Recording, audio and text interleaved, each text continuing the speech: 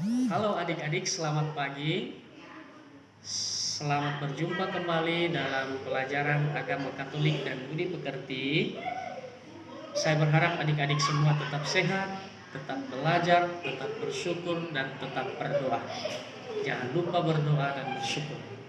Baik adik-adik, kita akan melanjutkan materi kita pada bab yang keempat yang berbicara tentang orang beriman menjaga keutuhan alam ciptaan Allah. Sekali lagi, bab 4 berbicara tentang orang beriman menjaga keutuhan alam ciptaan Allah. Pada bab yang keempat ini kita akan berbicara tentang dua materi, yaitu yang pertama hari ini akan kita bicara alam sebagai bagian hidup manusia. Yang pertama, alam sebagai bagian hidup manusia. Materi yang pertama ini masuk ke dalam KD 7. Materi yang pertama ini masuk ke dalam KD 7. 1.7 berbicara tentang bersyukur atas keutuhan alam ciptaan. 2.7 bertanggung jawab untuk memelihara keutuhan alam ciptaan. 3.7 memahami sikap dan pandangan gereja atas berbagai keprihatinan tentang keutuhan alam ciptaan dan usaha yang dilakukan. Dan 4.7 melakukan aktivitas seperti biasa, membuat refleksi, tulisan, dan renungan, dan lain-lain. Baik, adik-adik, kita lanjutkan. Di dalam pemikiran gereja, ajaran gereja mengatakan bahwa alam merupakan bagian dari hidup kita manusia. Alam merupakan bagian dari hidup kita manusia. Oleh karena itu, alam tidak bisa dipisahkan dari saya, dari kita manusia.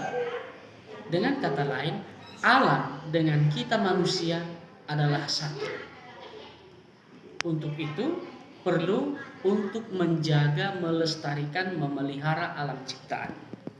Nah, mengapa dikatakan alam ciptaan bersatu atau menyatu dengan manusia?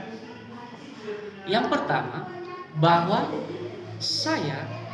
kita diciptakan dan ditempatkan Allah di alam ciptaan Allah sendiri.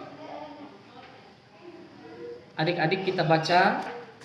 Kalau kita membaca kembali kisah penciptaan, di sana dikatakan bahwa Allah memberikan segala sesuatu kepada manusia untuk dipergunakan, untuk diusahakan, dan untuk dipelihara.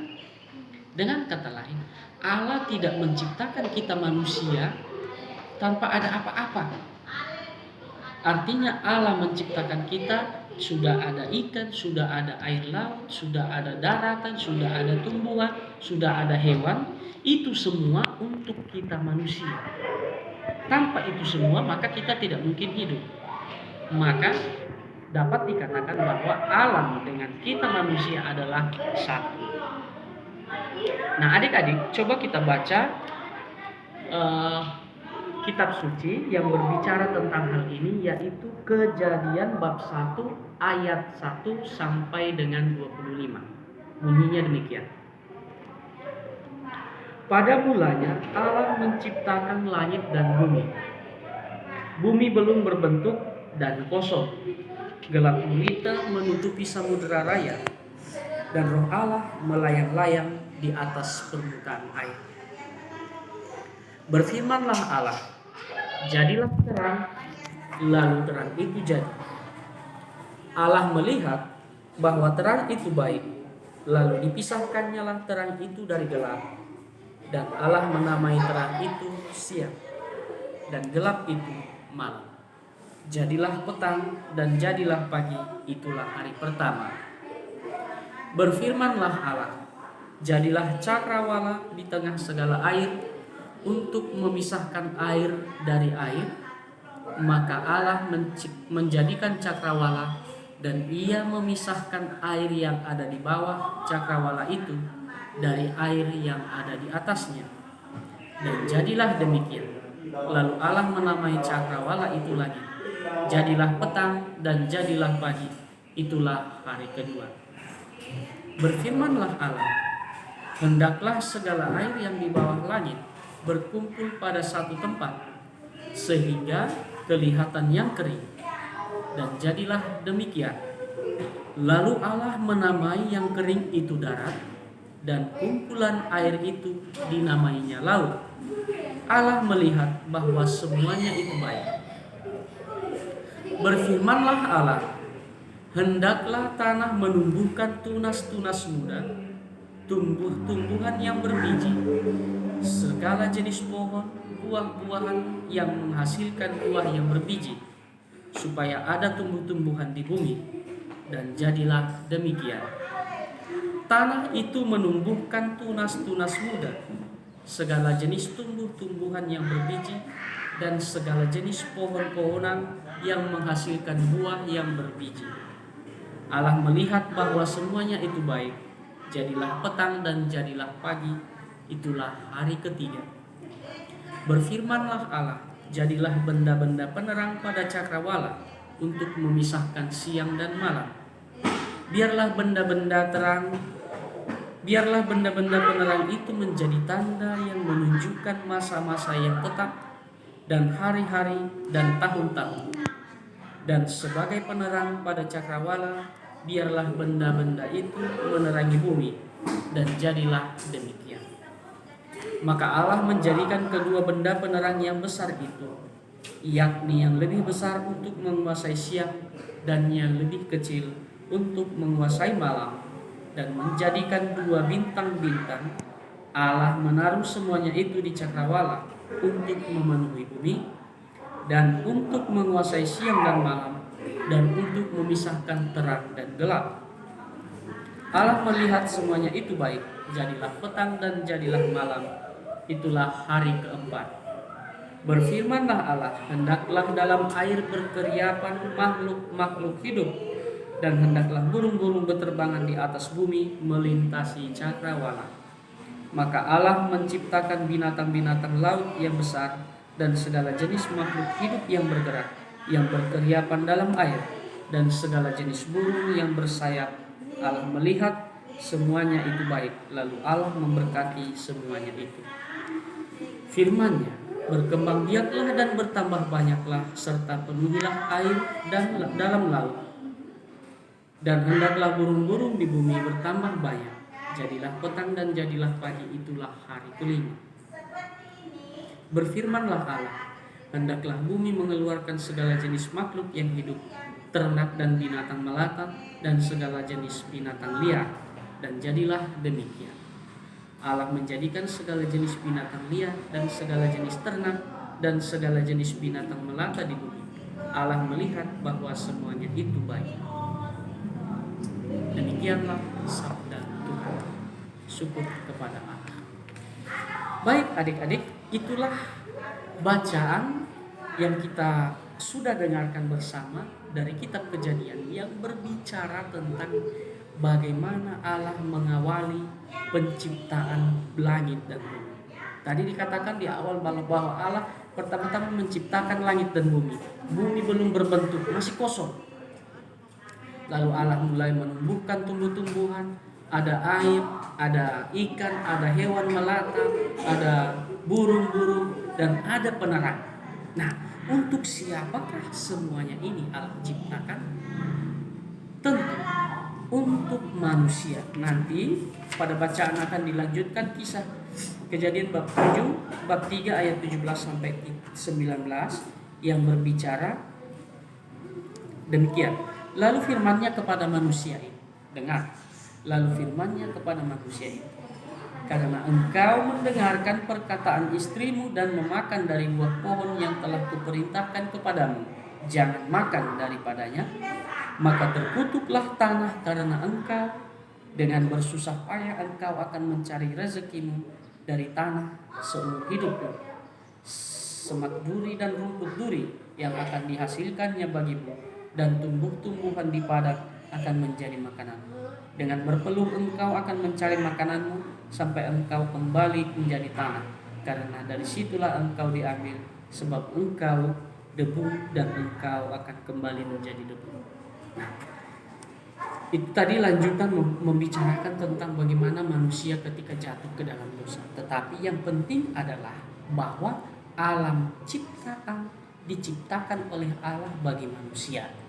Nah, kita tidak bisa hidup tanpa ada alam ciptaan, tanpa ada hewan, tanpa ada burung, tanpa ada udara, tanpa ada penerang, tanpa ada tanah, tanpa ada tumbuhan dan lain sebagainya. Nah, sekarang adik-adik kita lihat berbagai persoalan, berbagai permasalahan yang ada dari dulu sampai sekarang, yang semuanya itu berbicara tentang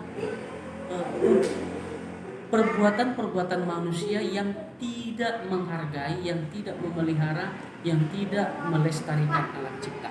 Yang pertama, kita lihat ada penebangan hutan untuk industri perkayuan, untuk penebangan, untuk perluasan lahan industri, untuk pemukiman dan lain sebagainya.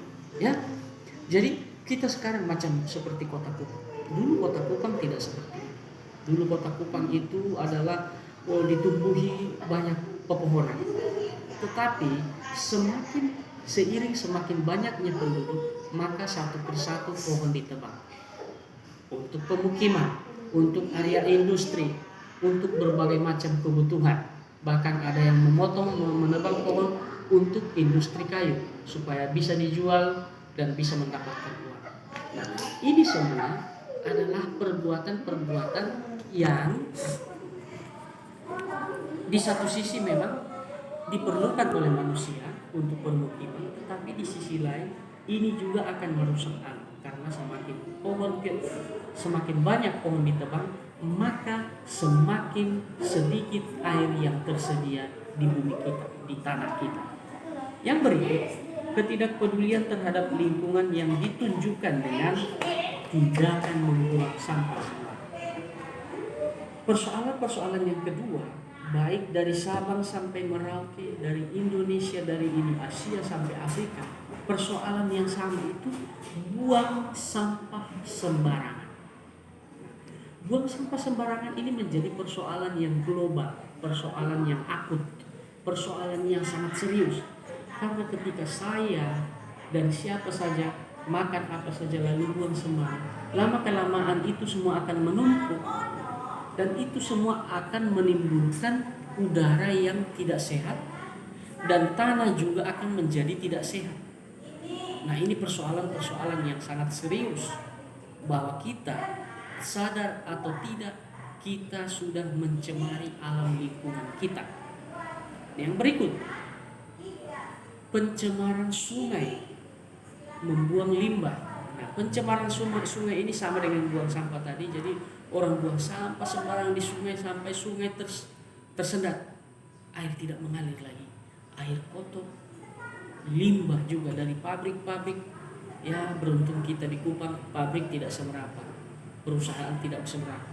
Tetapi di kota-kota besar, di Pulau Jawa, Pulau Sumatera, Sulawesi, Kalimantan, terdapat banyak pabrik yang kesemuanya itu berpotensi untuk mencemari lingkungan. Karena limbah hasil pengolahan industri itu akan dibuang sembarang dan mengalir ke sungai atau dialirkan ke tanah, dan air akan menjadi kotor, udara akan menjadi tidak sehat, dan tanah, kandungan air di dalam tanah juga akan makin lama makin kotor. Persoalan yang berikut adalah pemakaian obat-obatan. Ya, petani, para orang yang bekerja di kebun dan lain sebagainya, di satu sisi mereka membutuhkan obat-obatan pestisida. Pestisida itu adalah racun-racun untuk membunuh gulma, hama. Kalian sudah tahu itu apa itu gulma dan apa itu hama. Jadi itu semua kalau terlalu banyak menggunakan itu pestisida, maka udara akan tidak sehat, maka lingkungan kita akan menjadi tercemar. Jadi ketika kita hirup udara, maka kita semua akan menjadi sakit. Ada juga penggunaan bom atau dinamit para nelayan supaya mereka mendapatkan ikan dalam jumlah yang banyak, mereka itu banyak yang menggunakan bom atau dinamit atau granat atau semacamnya supaya bisa mendapat ikan banyak. Dengan cara mereka lemparkan bom atau dinamit, maka diameter 1 kilometer atau 2 kilometer ikan akan mati semua dan mereka akan mendapatkan ikan yang banyak. Nah, ini menjadi persoalan. Dengan demikian penggunaan bom dinamit yang terus menerus, maka laut akan menjadi, binatang-binatang di laut akan semakin lama semakin berkurang. Itu akan berakibat pada kehidupan kita manusia. Nah, adik-adik, itulah beberapa persoalan yang berbicara tentang kerusakan lingkungan hidup.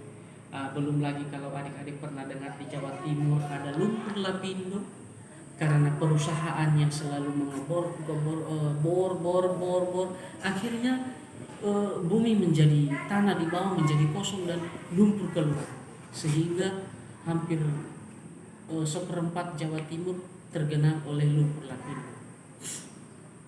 Ada di beberapa, misalnya seperti di Kalimantan, dulu yang pohon katanya Indonesia, jantung dari udara Indonesia itu ada di Kalimantan, tetapi sekarang Kalimantan sudah semakin tidak hijau karena kebutuhan industri batu bara apa segala macam, semua pohon ditebang, sehingga jumlah pohon semakin sedikit, hutan semakin sedikit, udara juga semakin tidak sehat, bahkan cuaca kita sekarang semakin panas. Itu semua karena perbuatan manusia demi kebutuhan, demi industri dan lain sebagainya. Nah, adik-adik, dari persoalan-persoalan ini kita diajak sebagai siswa-siswi yang belajar, yang masih berpotensi untuk menjadi tunas-tunas bangsa, kita diajak untuk memelihara, melestarikan, menjaga alam ciptaan kita. Kita tidak perlu untuk tanam hutan, tanam pohon di Kalimantan, tanam pohon di mana, tidak perlu. Kita diajak dengan cara-cara yang sederhana. Bermula dan kita awali dari rumah kita sendiri. Mari kita bersihkan lingkungan kita. Kita buang sampah pada tempatnya. Jangan buang sampah sembarangan, jangan buang limbah sembarangan. Dengan demikian, lingkungan kita menjadi bersih, udara menjadi sehat, dan air menjadi bersih. Yang berikut, mari kita gunakan air secukupnya. Secukupnya artinya saat saya perlu mandi, saya perlu pakai untuk mandi, bukan untuk siram-siram yang lain-lain. Saat saya perlu untuk siram bunga, saya pakai untuk menyiram bunga dan lain sebagainya. Nah, hal-hal seperti ini menjadi panggilan untuk kita siswa-siswi yang adalah tunas-tunas bangsa. Kita dipanggil untuk melestarikan, memelihara alam ciptaan kita, memelihara bumi kita, supaya bumi kita tetap memberikan udara, air yang sehat untuk kita, dan kelak masih bisa digunakan, masih bisa dibutuhkan, atau masih masih bisa ditemukan oleh anak cucu kita, generasi-generasi berikutnya. Demikian adik-adik penjelasan singkat, tidak banyak penjelasan tentang materi ini. Kita sudah biasa mengalaminya, hanya kembali kita diingatkan melalui materi ini. Demikian saja adik-adik, mari kita menjaga lingkungan kita, melestarikan lingkungan kita, mari kita budayakan hidup bersih, mari kita budayakan hidup sehat, supaya kita sehat, lingkungan kita sehat, dan kita pun tetap aman dan baik. Demikian saja, sampai ketemu dan salam.